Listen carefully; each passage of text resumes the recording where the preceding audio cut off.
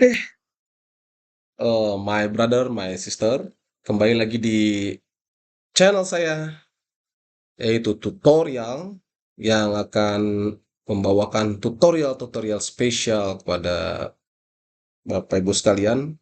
Dalam hal ini khusus warga Kabupaten Bogor, yaitu tutorial mengenai bagaimana cara mengurus UHC JKN, ya JKN UHC bagi warga Kabupaten Bogor yang miskin, terutama sedang dirawat di rumah sakit.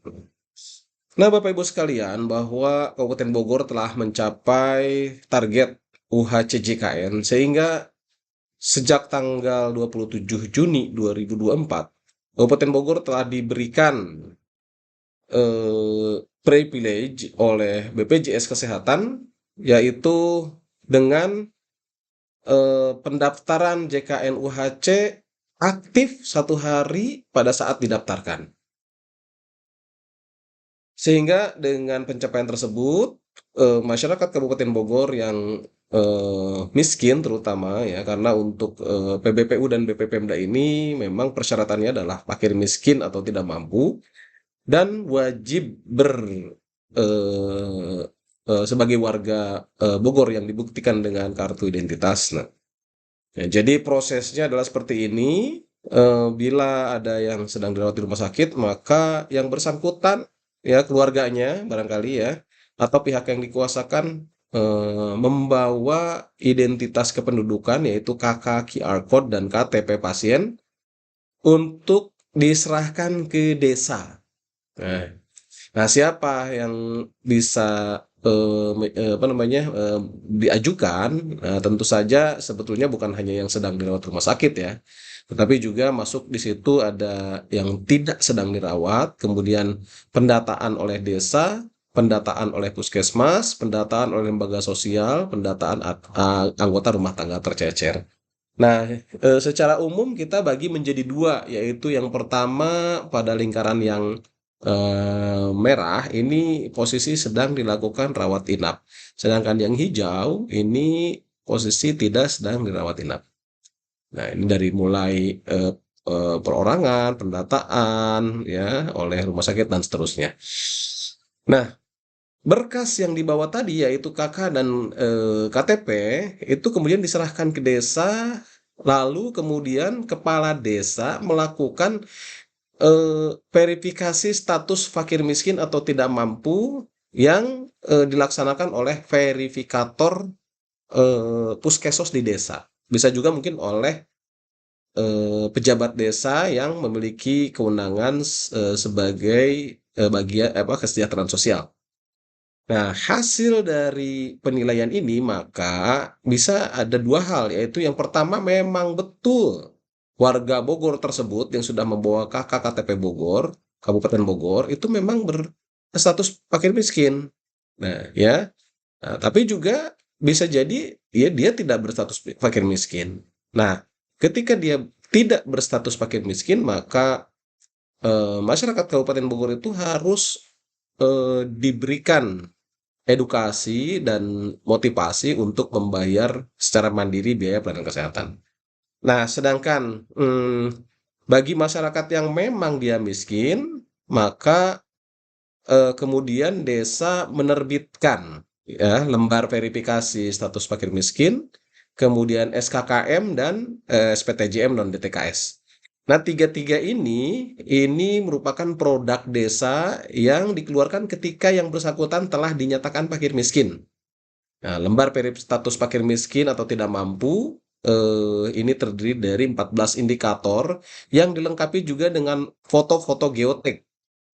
Nah, kemudian nanti ada kesimpulan dari hasil verifikasi status fakir miskin.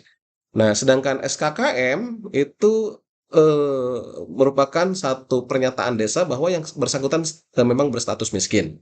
Sedangkan SPTJM non DTKS adalah sebuah garansi atau jaminan bahwa masyarakat yang dinyatakan miskin di sini itu dapat diusulkan sebagai DTKS ya, sehingga dia bisa nanti karena dia memang sudah terbukti miskin, dia nanti bisa mendapatkan bantuan-bantuan lainnya. Nah, kemudian ketika sudah diterbitkan ini, berikutnya adalah dipastikan apakah yang bersangkutan itu sedang dirawat atau tidak. Nah, apabila ternyata yang bersangkutan itu tidak sedang dirawat, ya, di sini, maka kemudian desa langsung melakukan upload kelengkapan tadi ke dalam sistem yang di-share ke desa atau kelurahan, atau melalui Google Form yang diisi oleh desa, di mana berkas itu terdiri dari KK, KTP QR Code, kemudian lembar perip status miskin, kemudian SKKM dan SPTJM non DTKS. Nah, apabila ternyata memang pasien atau orang yang mengajukan itu adalah mereka sedang dirawat di rumah sakit, maka berkas berkas ini yang tadi itu KK, KTP, lembar perip, SKKM dan SPTJM itu dikembalikan kepada pemohon untuk dibawa ke rumah sakit, ya. Nah, jadi berkas ini dibawa ke rumah sakit.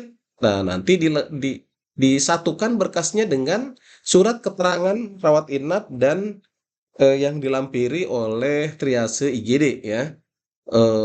Nah, sebelum diupload oleh rumah sakit, nah, rumah sakit juga cek dulu dong, bagaimana berkas-berkas ini, apakah sesuai dengan standar berkas yang sebetulnya, dan seterusnya. Termasuk juga dibantu oleh rumah sakit untuk mengecek apakah yang bersangkutan terdaftar sebagai peserta BPJS atau tidak. Nah, setelah itu, rumah sakit bisa mengajukan pendaftaran kepesertaan JKN pada pasien tersebut, ya, dengan melakukan upload data pada Google Form yang sudah disediakan, dan maksimal 3 hari kerja dari pasien tersebut masuk, ya. Kenapa 3 hari kerja? Karena BPJS Kesehatan berpedoman kepada Peraturan Menteri Kesehatan Nomor 28 Tahun 2014, ya, 2014, yaitu bahwa eh, pasien yang masuk ke rumah sakit itu harus menentukan cara bayar di hari pertama, dan dia diberikan kesempatan untuk mengurus kepesertaan JKN paling lama 3 hari. Artinya hari ketiga itu dia sudah bisa menunjukkan kepesertaan JKN, dan untuk upload ini dilakukan di hari ketiga kerja maksimal jam 15 sore, ya. Kenapa jam 15 sore? Tentu saja karena harus dilakukan eh, proses berikutnya, yaitu ada validasi data oleh Dinas Kependudukan, Dinas Kesehatan dan Dinas Sosial, yang membutuhkan waktu yang lumayan, ya.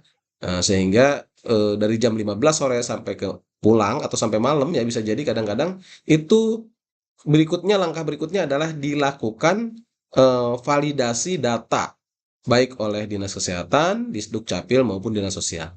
Nah, Bapak Ibu sekalian, ini dari awal ini kan ada dua, ya. Yang pertama yang diupload oleh desa, kemudian yang diupload oleh rumah sakit. Nah, pengajuan yang diprioritaskan oleh tim validasi yaitu yang mengajukan dari rumah sakit dulu yang paling pertama. Baru kemudian nanti itu yang dilakukan upload oleh desa yang berasal dari kelompok-kelompok prioritas yang ini, yaitu yang pendataan oleh puskesmas, ya. Nah, siapa saja yang didata oleh puskesmas, ya, nanti mungkin kita bahas di slide berikutnya. Nah, ini dari ketika sudah dilakukan validasi itu, maka apakah dia valid atau tidak? Nah, kalau dia tidak valid, ya, artinya dia tidak sesuai dengan standar atau tidak sesuai dengan berbagai hal yang terkait dengan kependudukan, ya, terkait dengan kepesertaan JKN maupun terkait dengan sosial. Maka kita ajukan dia supaya untuk mengajukan pembiayaan secara mandiri. Nah, apabila dia dinyatakan valid, maka Dinas Sosial itu akan mendaftarkan yang bersangkutan ke dalam kepesertaan JKN, ya. Sehingga nanti akan bisa langsung dicek apakah pendaftaran berhasil atau tidak. Nah, kalau berhasil, ya, selesai. Karena kemudian pasien itu bisa menggunakan kepesertaan JKN untuk pembiayaan pelayanan kesehatannya. Lanjut, Bapak Ibu. Nah, ini, ya, yang disebut dengan pendataan oleh puskesmas itu adalah masalah gizi pada balita, ibu hamil beresiko, katastropik, dan sasaran-sasaran lainnya juga termasuk di dalamnya tentu ODGJ yang memiliki identitas. Nah, yang paling prioritas itu sebetulnya adalah pada masalah gizi balita dan ibu hamil berisiko, ya.